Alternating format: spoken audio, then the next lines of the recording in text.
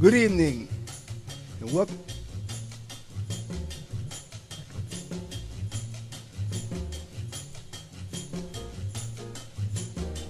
Good evening, and welcome to the Poets Cafe.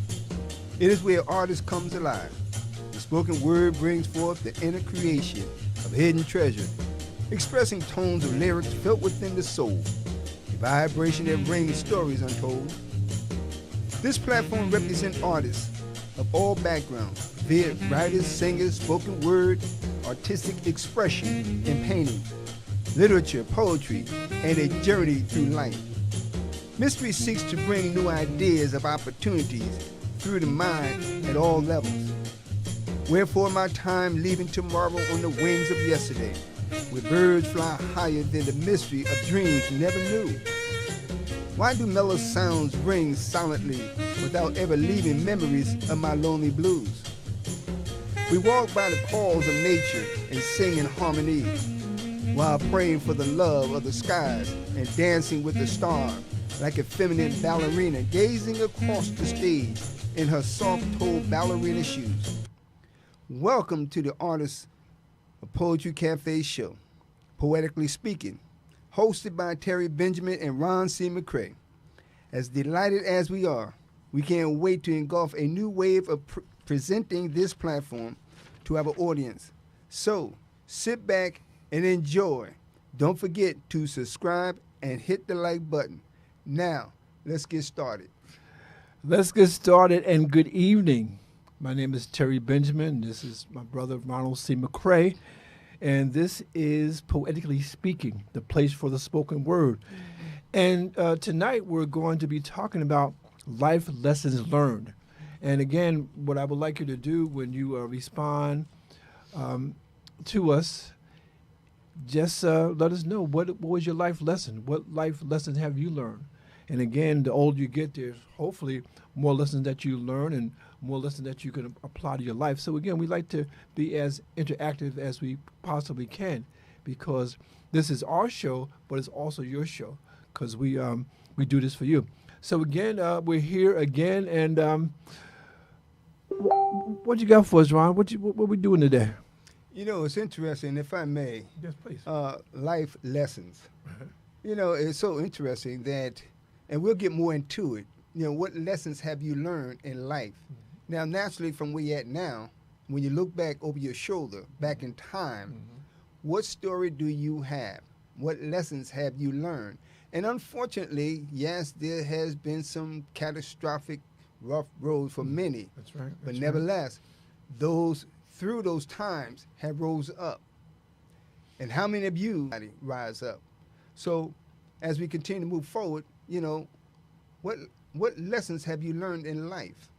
You know, one of the things they would say when you was a child or when you was in your 20s, what do you see? That's right, yeah. Well, yeah. I reverse that. I look at now and look back, you know. So this way, you either learn something or you didn't learn anything. Either you're still crucified about something or you're moving forward with something. Yeah. And that's a question that I leave with you. I like to tie something in. Here's a piece. You know, I think this is important. The day I got off track, was when fear bound my ankles like chains wrapped around weights and slowing me down. Because of the lack of focus, fear drained my mental capacity from thinking straight. The journey was like walking over the painful, sharp, diamond-edged, pointed stones that pressed in the bottom of my soul, of my feet. I could not scream or cry. My sorrowful strut took me over those rough edges, scarring every element of my ability to carry on. My mettle in life was clustered like howling winds whooshing past my ears, like the sounds of roaring thunder. Yet, I was never knocked down by the prejudiced attitude of those who seek to vex my soul. The power above reminded me to stay focused on what I cannot see through faith and hope. He said, I would see you through the midst of time and that main focus was to serve a greater strength than my own. The path on a rugged road would turn to a deeper, painstaking moment as each thought of my sanity yelled for freedom. I cannot hear this inner voice constantly reminding me that I had a purpose and that I must ascertain the cause which I was to fulfill in my dream of life. They called me the N-word, but I was reminded that I was a negatude, a proud, bona fide, culturally sound man from the ancestral nation who forms my creation. Yes, beautiful thought, beautiful thought. Like you, when you said here, my prejudiced attitude of those who seek to vex my soul. Again, we live in a world, we live in a time where people will say things to us just because we're of a certain race or a certain nationality, but we can't let that stop us. We can't let that get deep into our soul because, as you also said in your poem, we have to live through faith and hope.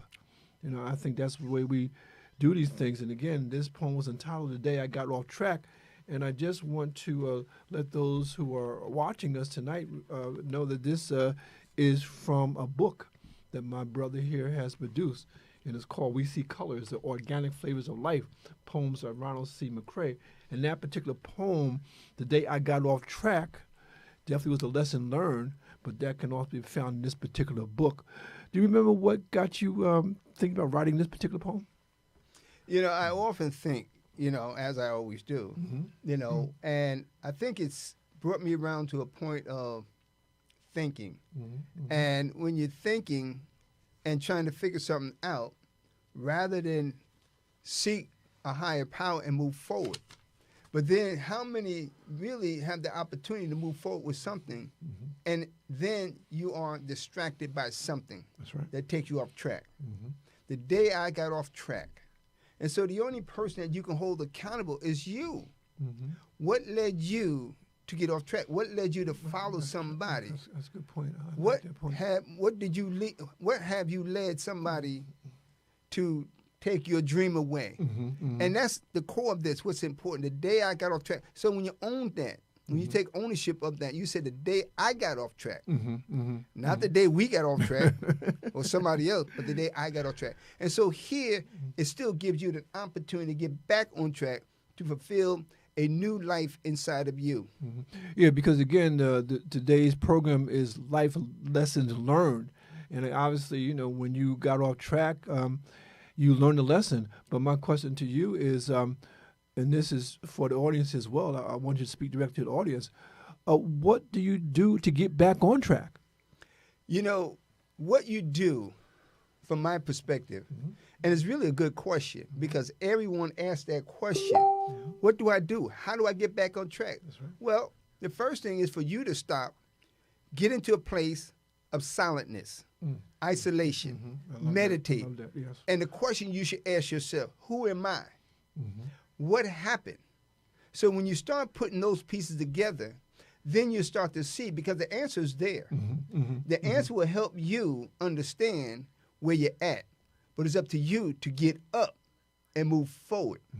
And so that's what's important. It's very important. It's very important. And I like the way you broke that down because, again, in this life, you will get off track. You will get off track and you'll find yourself going in a direction that you hadn't planned. But I think one of the things that I want you to get from today's program is the fact that in your solitude, you should take in information that's going to help you. I want to quote from the Bible.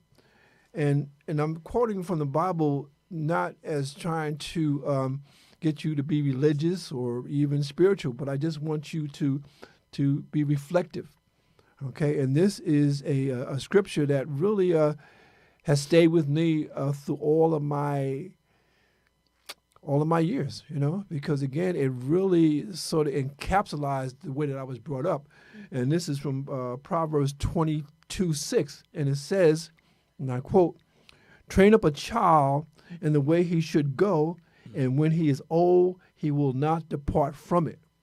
Again, this is a scripture, this is a thought that has really stick with me. And what say you about this scripture? I know you're familiar with it.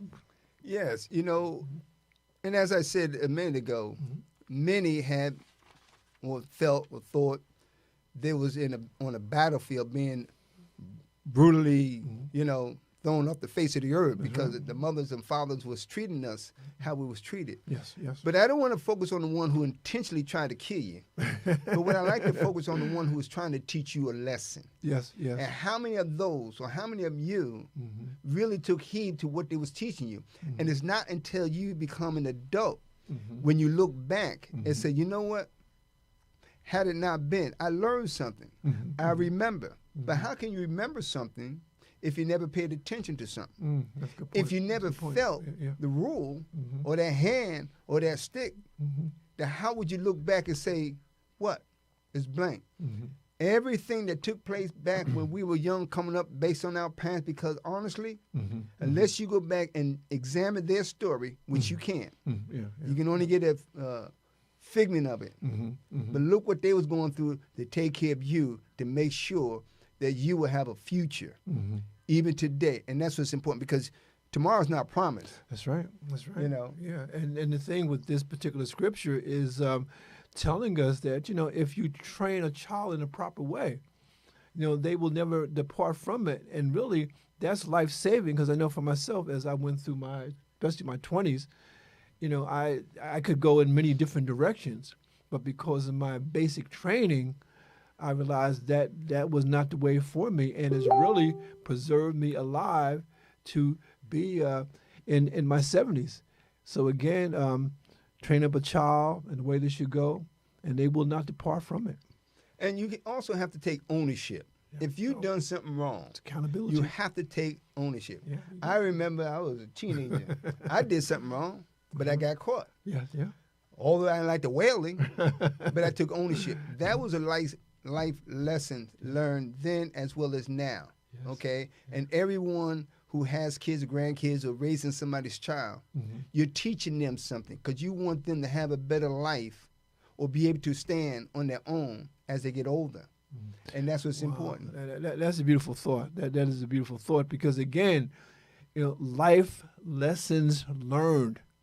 Okay? Life lessons learned, and the longer you live, the more lessons that you will learn. It's kind of hard to be at a certain age and have not learned anything, because again, life teaches you in different ways. It could be from a book, it could be from a play, it could be from a movie, it could be from a TV show. It is something that you've given your attention to, and hopefully whatever you read, it is going to give you some kind of a message. So you have any more poetry you want to share with us, or any other thoughts on life lessons learned? Because we're going to help you learn some lessons tonight. Yeah, I just want to go back on this. And it's constant. Life is educational. Yes. Every microsecond of your entire life, every breath of air that you inhale, something changed. That's right. You have to ask yourself, what has changed from the first time I inhaled something until the point I exhale? Yes. Something changed. But what does that change? Yes. You also have to look around. And it's not about bringing something negative with you because somebody either bully you or beat you up or whatever. Whatever. There's a scripture, I don't have it in front of me, but when you show, and I know it's hard, believe me, it's hard, to show some kind of humbleness to that person who's aggressive toward you. It's like heaping coal on that person's head, because they may slap you, and nobody wants to be slapped. If they slap you, you turn the other cheek, that fire is going to go out, because they're going to feel stupid. Yeah. People only do that when they want to showboat in front of somebody else, as long as they have an audience. Right. But you have to be your own audience and allow that ploying crowd that you are seeking to raise you up, and that's what's important. It's very, very important, and that's why, again, as we share these things with you, you say, well, these scriptures are not poetry, but again, they are, in the sense that, I look at poetry as something that is shorthand, okay? I mean, you can quote the scripture, and that scripture, that thought could fill a whole book. But in this case, it's just a few lines, like a song. You know, back in the day, the average song was 2 to 3 minutes. In 2 to 3 minutes, boy, you can tell a whole story that will fill up volumes of books. And so when we say poetically speaking, we're talking about ideas that could speak volumes, but they speak volumes in a very brief period of time. And that, for me, is the magic and the beauty of poetry. Absolutely. That's what's important. I want to, on 57, you know, read this. And this ties into what we're talking about, conversation. Okay. And the title of this, I Do Nothing. And so you're the only one that have to blame you, but too many don't want to blame yourself for not doing anything. You want to blame everybody else. Right. Yeah. Oh, I couldn't do So let me read this. Sitting and pondering over tomorrow which never came. Time has enlightened me of the things I refuse, but I do nothing. Nothing is a thing of the past. In my moment in the mirror, tallied up my grief to complain, but I do nothing. Complain about this, complain about that. And all that it took, I laid and fret about something. My dreams danced in my face as I sat at the table, frowned, blamed, screamed, cried, telling everyone why, but I do nothing. My intellect challenges my thought. Family, friends, co-workers, even God, even called on God, who gave me the answer when he said, trust and never doubt. But trying to regain my consciousness left me in a despair. Something told me to jump and shout rather than sit on a pity party pot when no one else cares. But I do nothing except for repeating my victious cycle, which was something, but still I do nothing.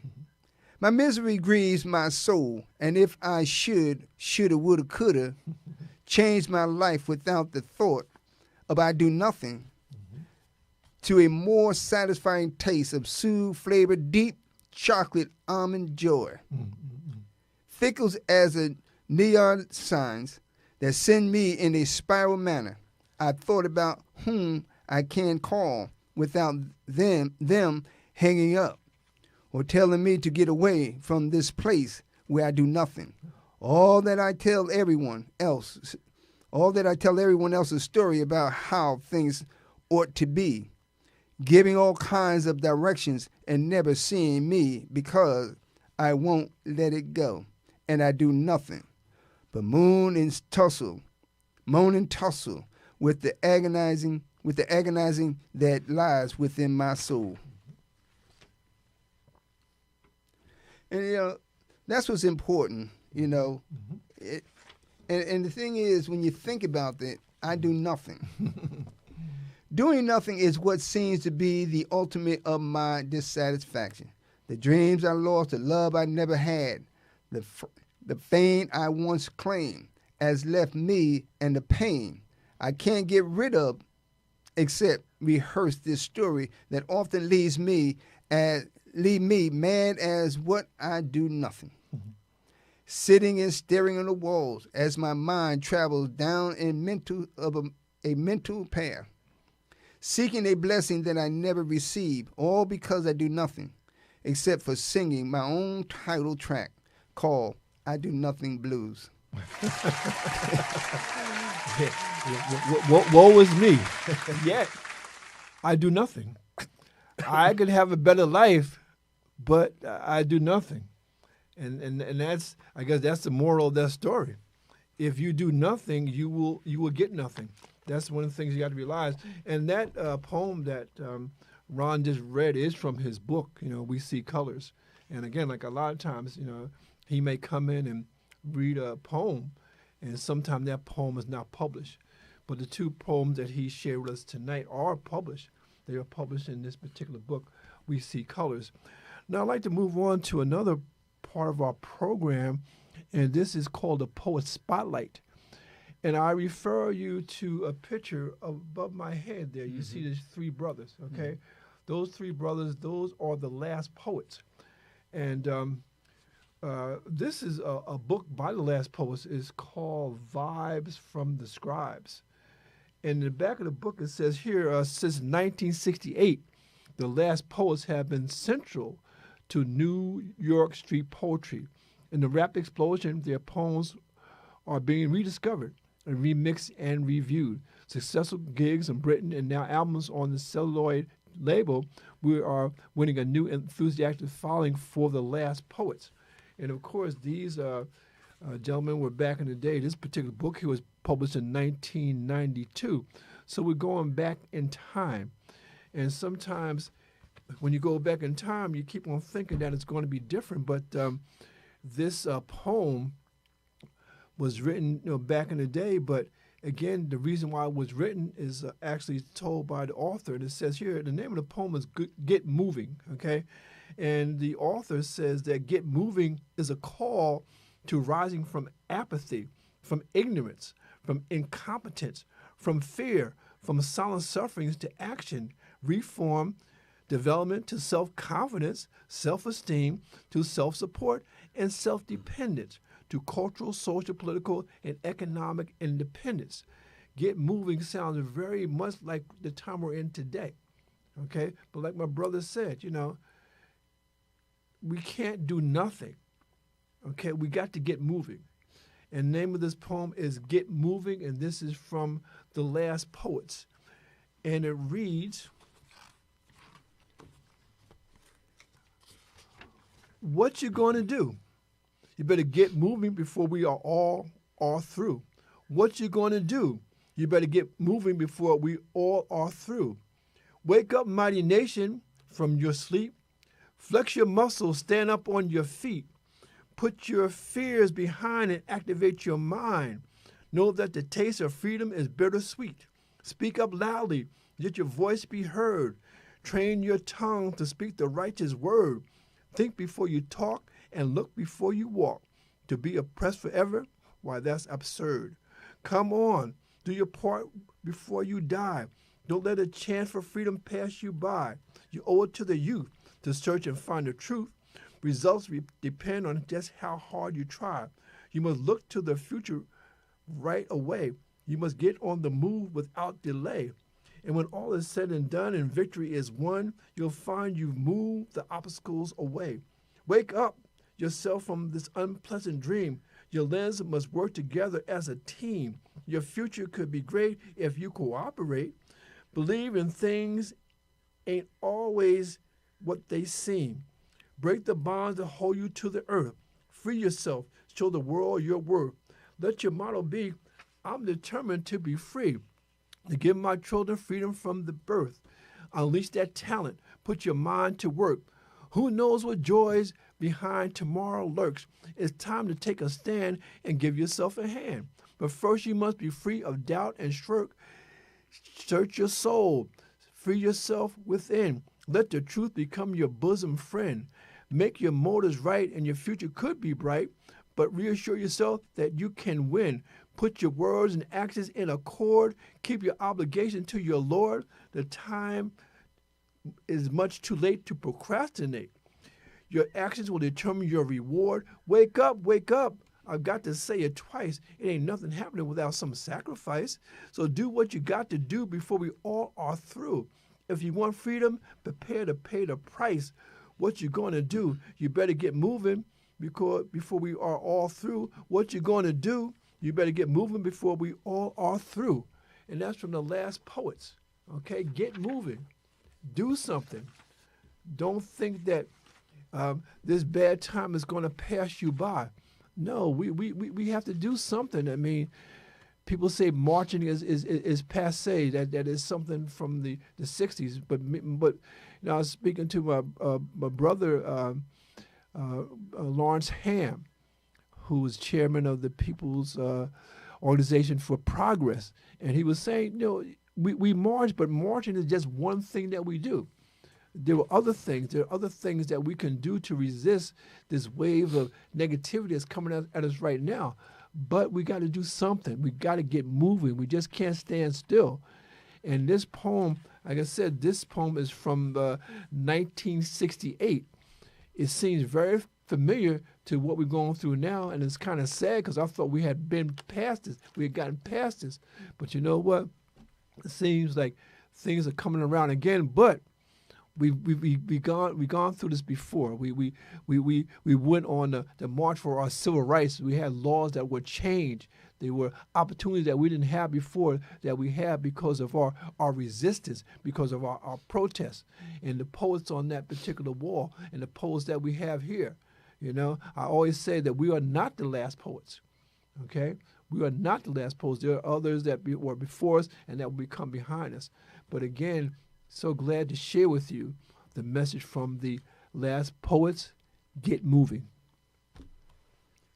You know, and you're right.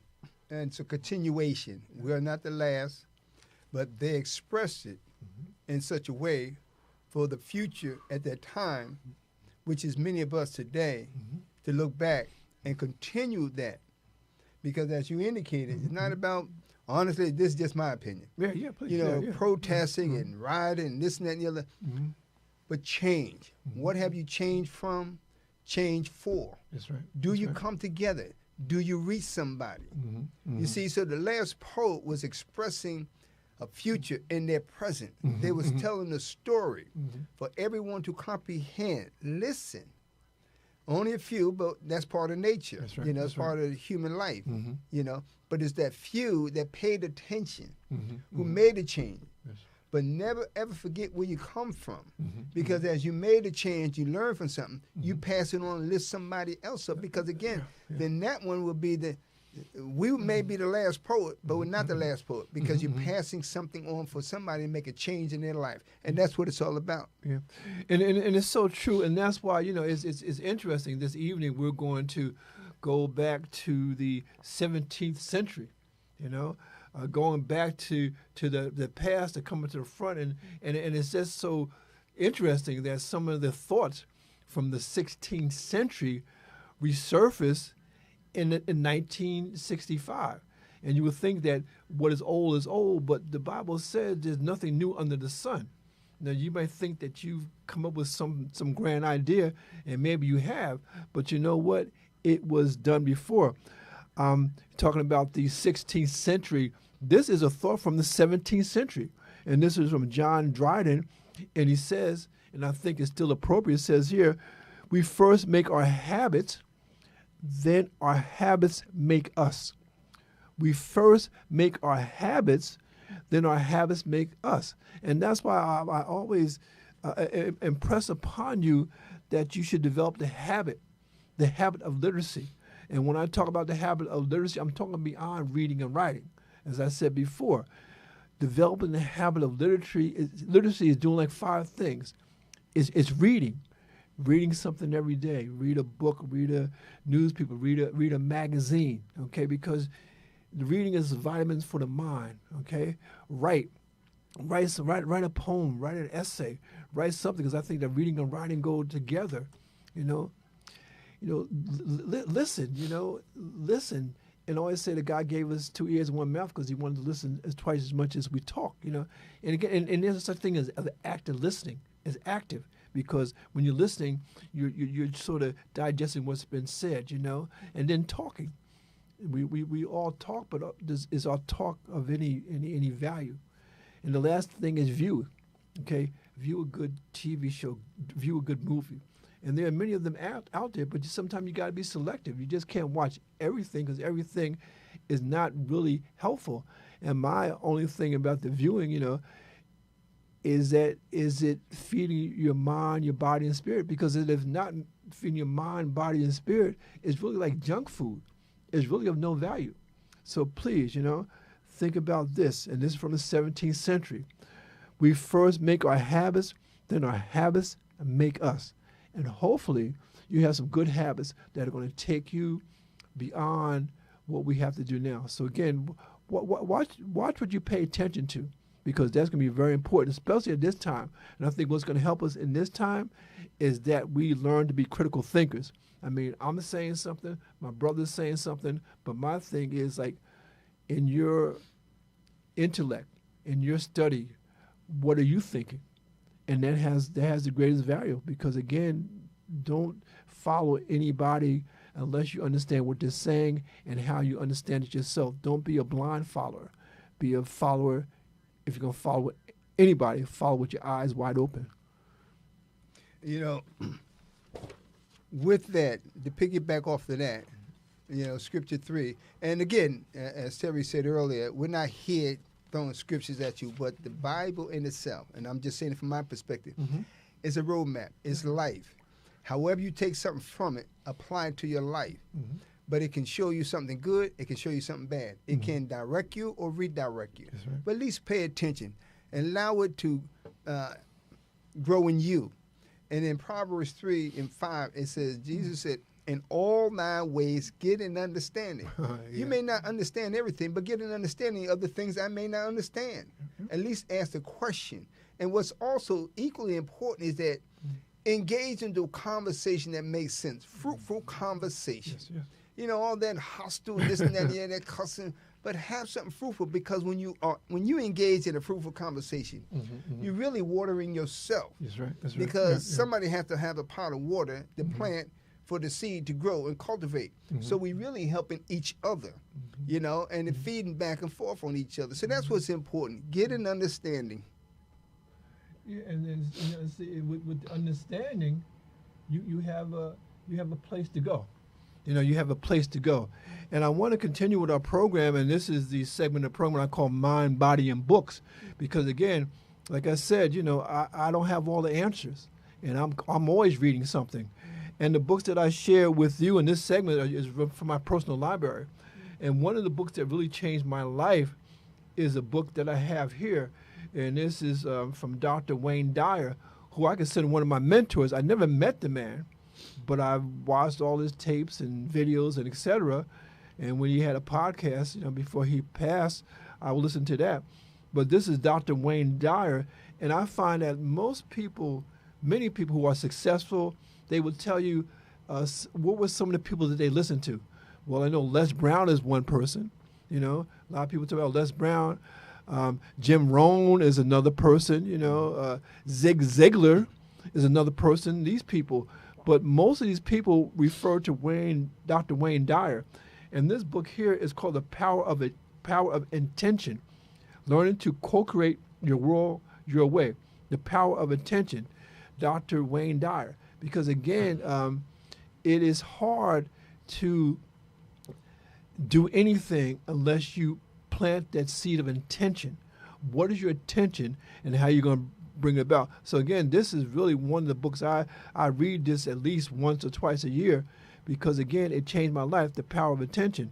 And another book that I want to share with you is a book entitled You Can Make It Happen, a 9-step plan for success. And this is by Stedman Graham. You know, he's known for most people as being the companion of Oprah Winfrey. You know, they've been going steady for a long, long time. But this man, he is definitely a powerhouse in his own right. And he's written many books. But this is one of my favorite books that he's read. He's written, and it's called You Can Make It Happen. You can make it happen. And again, we have to take responsibility for our success like we take responsibility for our failures. I mean, really, in a final analysis, it's up to you. But you can't do that unless your mind is right, your mind is straight. And that comes from reading and reflecting. And like my brother said, being with like-minded people, because it's kind of hard to share your dreams with someone who has no idea what you're trying to do. And heaven forbid, please don't do this. Don't go to somebody who has no idea of what you're doing and then they have an opinion about it. If I want to write a book, I'm not going to go to somebody who's never written a book before because they're not going to be of any help to me because they haven't been any help to themselves. So I'm saying to you, please, please, please, please, if you have a big dream, don't share it with small people. Right. is what I'm saying. Absolutely. And you can tell when a person listens, they will feed and help cultivate a seed That's right. inside your dream Yeah, yeah. without redirecting your thoughts or your inspiration, your joy. Yeah, yeah. Because as a child, just like a child, hey, I got it. The moment you deny that child and redirect them, you scar them. That's right. That's right. But as adults, whatever it takes, do not allow somebody else's opinion to scar you, to redirect your feelings and thinking about who you are, where you want to go.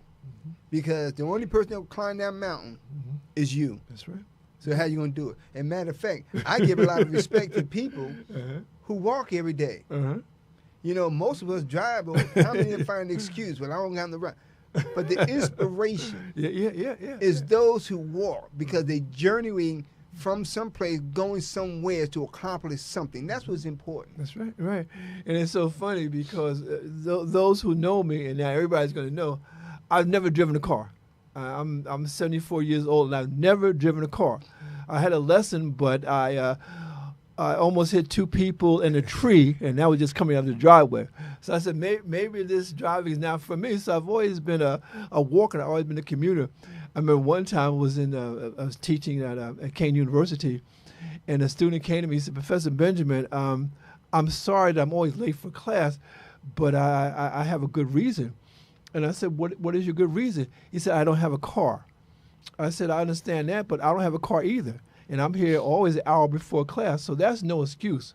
But a lot of times, people make excuses, and even worse than that, they tell you that you can't do it. I want to write a book. You can't do it. Why not? Well, because it's hard. I mean, a lot of things are hard, but that don't mean it can't be done. So don't tell me it can't be done, especially when you haven't done it. And not only that, sometimes you don't want to do it, which is even worse. So don't discourage someone from doing something that they have in their heart to do. And I'm not the kind of person to say that you can do anything that you want to do, because that's not true. I mean, I could not be a rocket scientist because I never mastered math, you know, so that would be absurd. But I could be a writer because I always loved to read and I always loved to write. And I was always willing to read all the books that I had to read about writing and about vocabulary and that kind of thing. So I was on the right road. So yeah, this is something that's possible for me because I had a passion for it and I had a love for it. And so please don't let anybody tell you what you can't do if it's in your heart. If that seed has been planted in your heart, in your mind, in your body, in your spirit, that's your passion. And I always say, when you find your passion, you find your path. And in short, I like to kind of shift just one part. Yeah, please.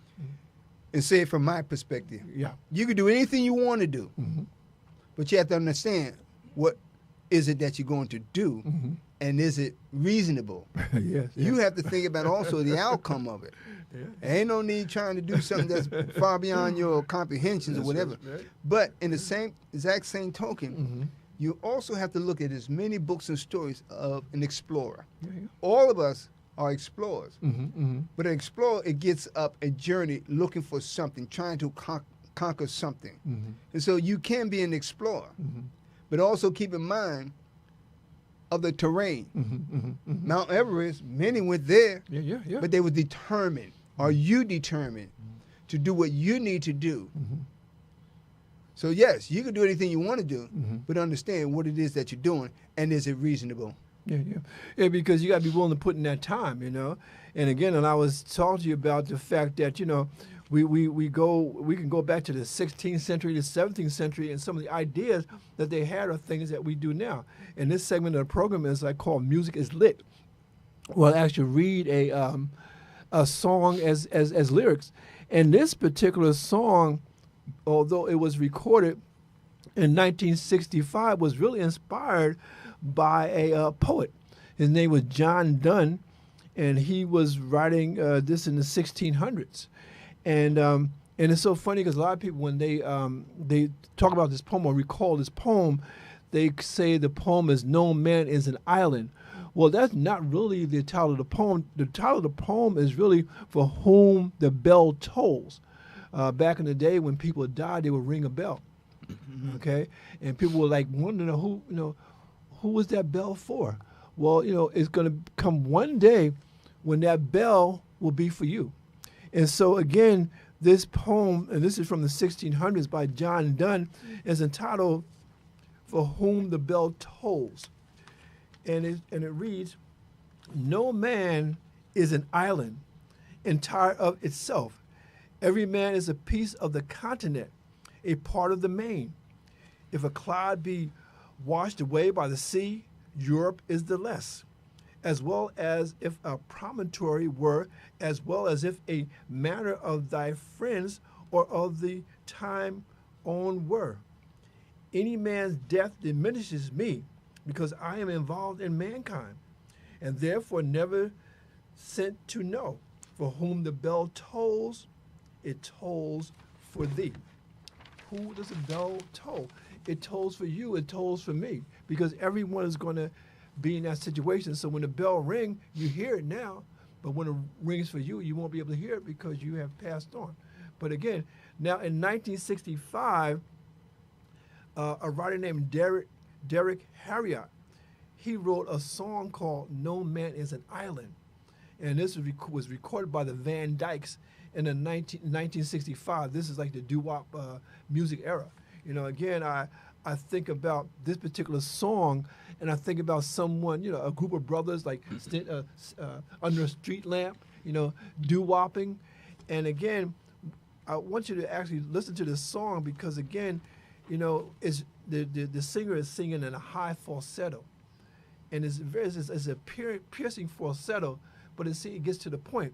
But again, this is titled "No Man is an Island." This is from the Van Dykes, and this is from 1965. And just listen to how similar it is to the John Donne poem "For Whom the Bell Tolls," was written in the 1600s. So it goes like this: "No man is an island. No man is alone. Treat each man as your brother, and remember, each man's death is your own.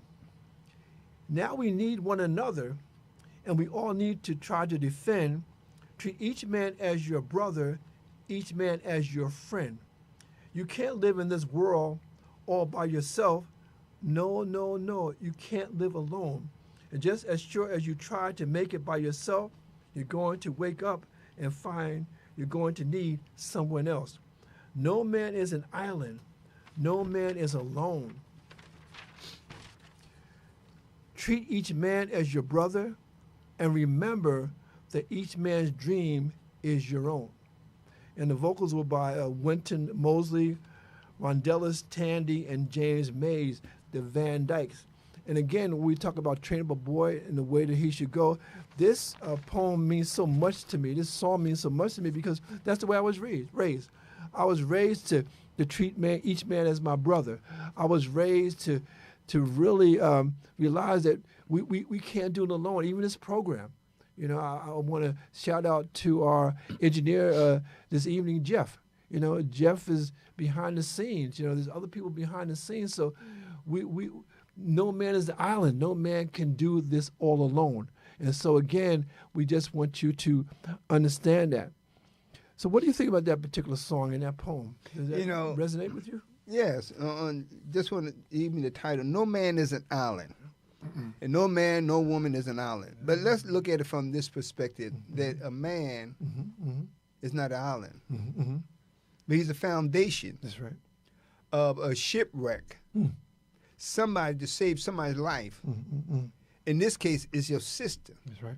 A sister. Can she come to that island and feel secure that you're going to help her? And it's so on and so on, because again, when you think it's all about you, no man is an island, but it's not about me. I can't feed me, I can't slap me, I can't bury me. There's nothing I can do with me. But as we know, two hands is better than one. When you have a mate, when you have somebody, family, friend, close friends, cousin, relative, whatever, no man is an island. It's not about me. That's right. But I'm here to share with you. That's what we're doing this evening. That's right, and every time we come together, we want to share with you because it's not about us. Yes, yeah. You know, so we invite you to this island of paradise, to express your poetry. What do you have that will help inspire us? Yeah. And that's a good point, and that's why, tonight was life's lesson learned, and now we're going to, open up for that. And I would hope that when you respond to this, when you write your little comments, write your life lesson learned. What have you learned from this life?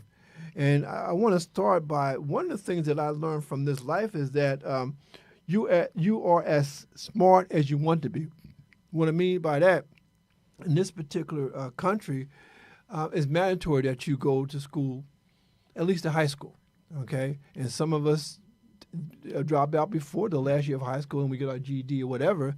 And then after that, many of us say, well, you know what?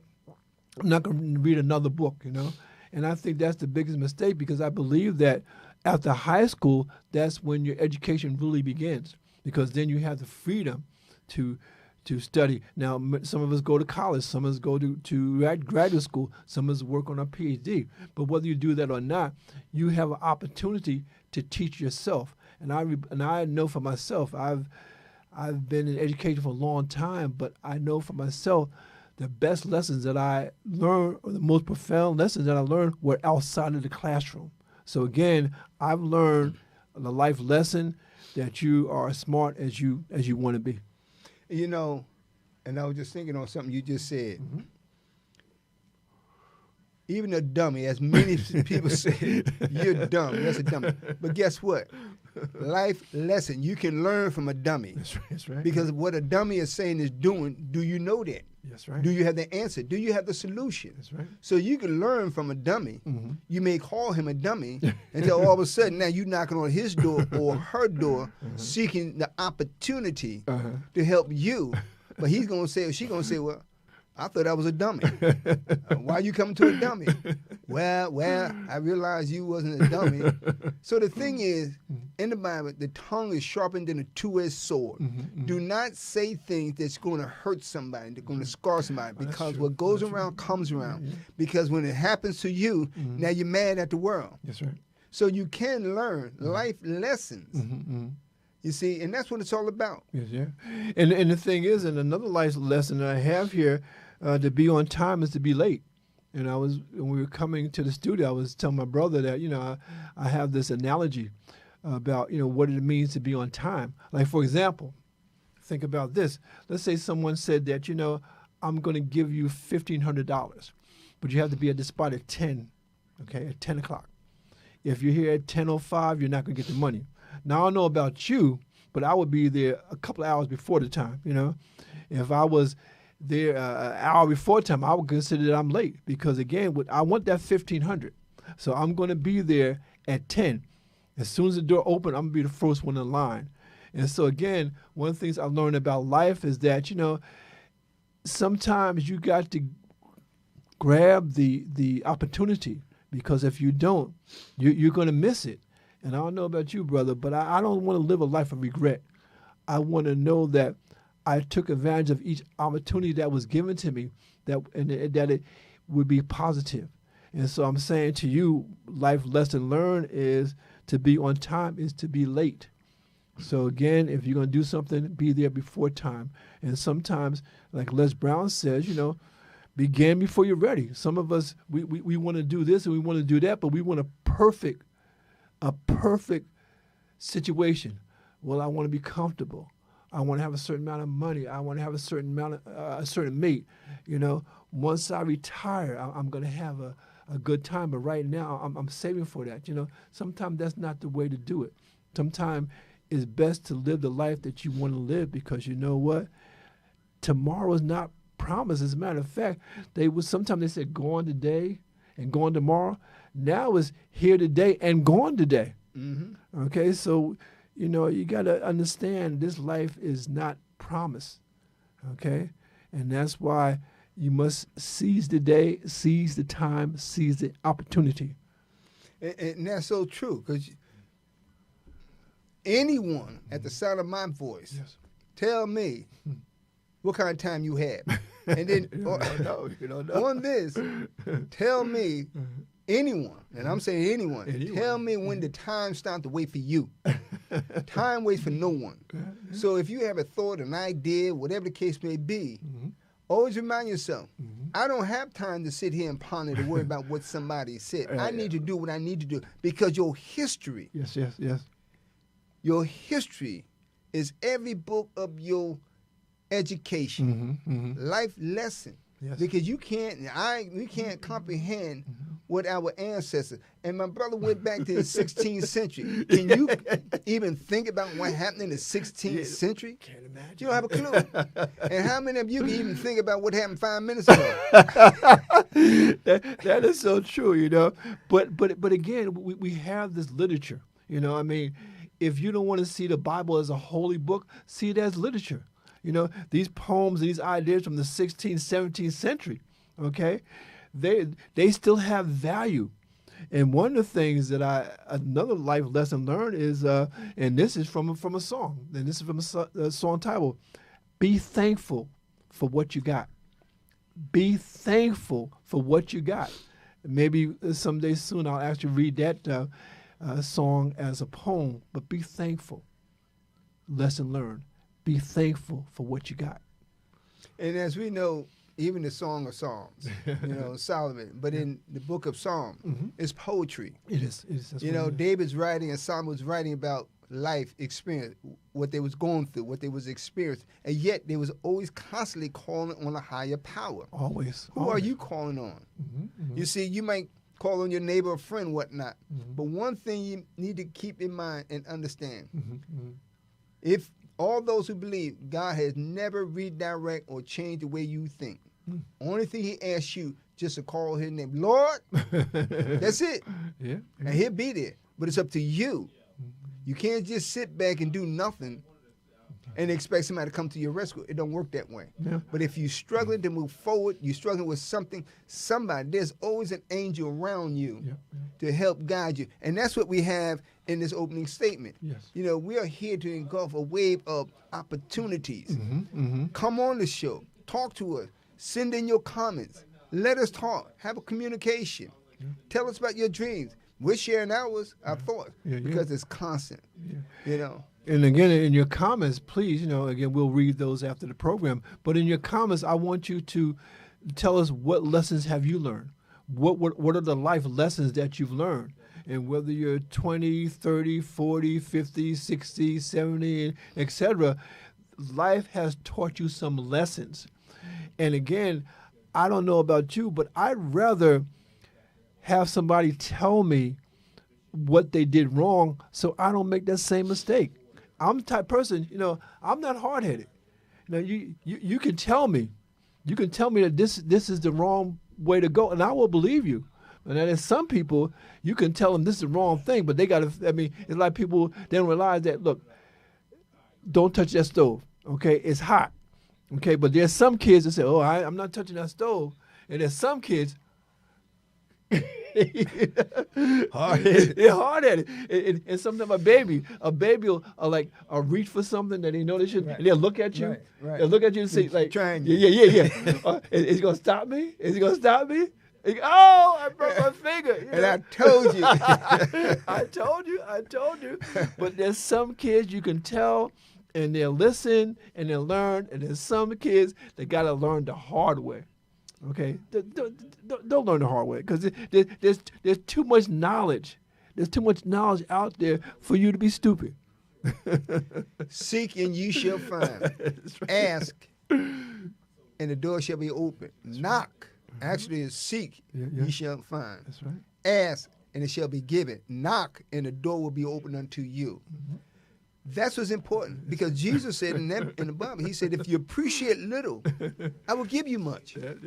But you can't ask for the top and ignore something small, because guess what?